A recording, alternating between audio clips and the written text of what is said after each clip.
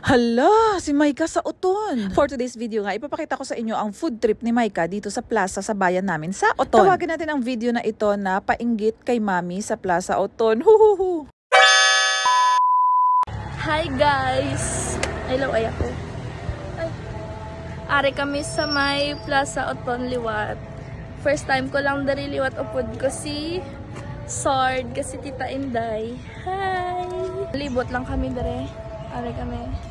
Oh my God, na-miss ko talaga to. Ito kasi yung lugar kung saan ako lumaki. At si Maika din. Kaya kahit sa city siya nakastay dun sa kapatid niya, ay umuwi talaga dito sila sa Oton. Alam nyo ba, ang dami ko talagang memory sa plaza na ito. At thank you Mike, dahil parang nandito na rin ako. Ngitaon, tadi subong ang anak sang siomay.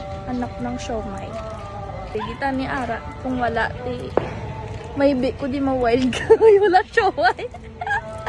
Yun nga, ang sabi ni Maika, hanapin daw nila yung favorite na siomayan niya. At favorite ko rin, of course. Alam niyo ba, pag nauwi ako, hindi talaga kami kumain dito. Aside kasi sa masarap, naku, napakamura, 30 pieces, 150 peso lang, saan ka dyan? Tapos nalaman ko pa, homemade pala to, kaya naman pala, grabe, solid na solid to. Hala, uy, pinopromote ko na, baka naman. Kung gusto po ninyo itry at nandiyan po kayo sa Iloilo, hala, for the go na ito, for the go. At yung sauce nila, my God, superb, sobrang sarap, promise. Ay, tabak ka.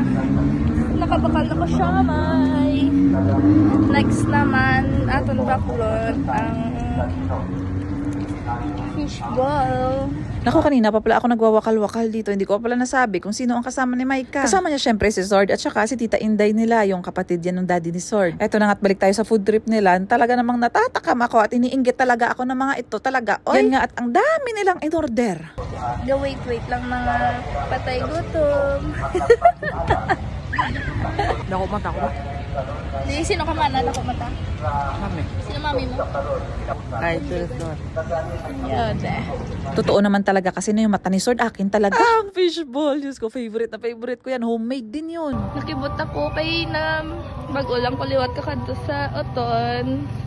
May ari na si Gali Dirio sila. May mga chicken. May mga chicken. Paborito mo na to? Ate. Wow. Wow naman. Harry Paderi. Fish da. Hello. Alam nyo ba, nung pinanood ko ang video na to na may mga isda-isda, ang isip ko talaga, hala buti hindi nawawala ang mga isda dyan. Baka mamaya meron dyan na walang ulam, tapos Diyos ko, baka maprito, sinabawan or iniyaw talagang isda na to. Pag ako umuwi, puntahan ko talaga yan dyan. So yan na nga, sa mga oras na ito, naghahanap na sila ng pwesto nila. Alam nyo ba, ang laki na talaga ng pinagbago ng plaza ng Oton. Dati naalala ko, pag fiesta, or di kaya pagkatapos magsimba, naglalaro-laro talaga ako sa plaza na ito. Tapos paglabas natin sa simbahan, Diyos ko, bingka lang sa plaza ng Oton, solve na talaga ako, lilipay na ako. Ngayon, ang dami na talagang pwedeng mabili after nyo magsimba. May isang area kasi talaga doon sa may plaza kung saan pwede kang bumili ng mga pagkain, mga stall ba na mga dikit-dikit doon na maraming pwedeng makain na ang sasarap pa talaga. Ayun, nakita nyo ang siomay, nakakalaway. Diyos ko, ano ba naman yan? Parang gusto ko na lumipad papuntang Iloilo.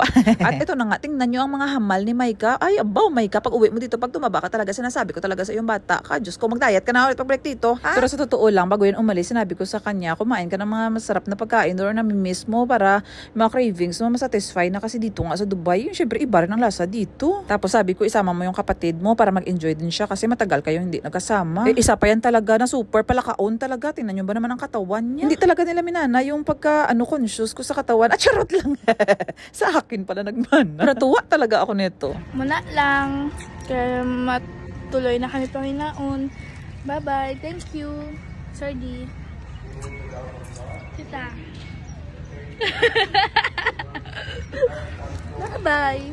So that's it for today muna. Ikaw ba ay taga-Oton? Tungtunganon ka rin ba? Namimiss mo rin ba ang ating plaza? Comment below nga. Hanggang dito na lang. Much love and God bless. Mwah!